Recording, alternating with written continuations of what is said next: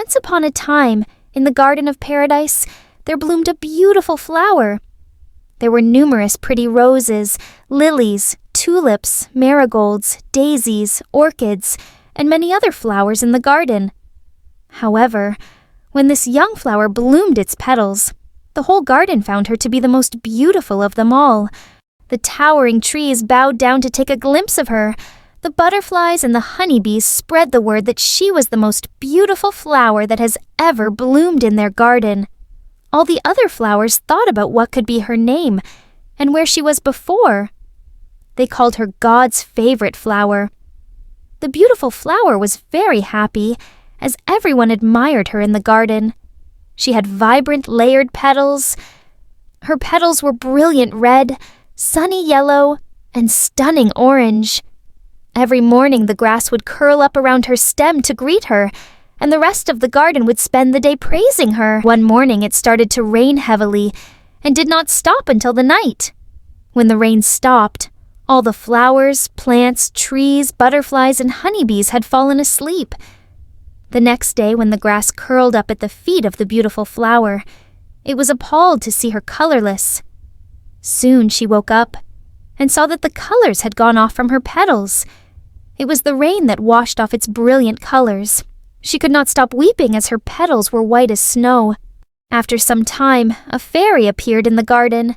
She wore a long, long dress colored just like the rainbow. Seeing the beautiful flower weep, she said, "What is wrong with you, my child? Why are you weeping?" The flower replied, "The rain has washed away my hues, and now my petals are colorless." The fairy felt bad for her and promised to give her colors once again. The fairy said, "Oh, my dear flower, do not be upset. I will paint your petals bright with the color markers at the end of my dress. However, I have one condition for you. If I paint your petals bright, I shall also give you a fresh fragrance. Promise me to delight every creature in this garden with your charm." As the beautiful flower agreed to this, the fairy patiently painted her petals with her magic markers. Her petals had hues even more brilliant than before. The fairy also spilled her little bottle of fresh fragrance on her. God's favorite flower was once again the most beautiful of them all. The fragrance of the flower spread all across the garden, and all the creatures there were delighted with the fresh scent in the air. The beautiful flower thanked the fairy for the gift.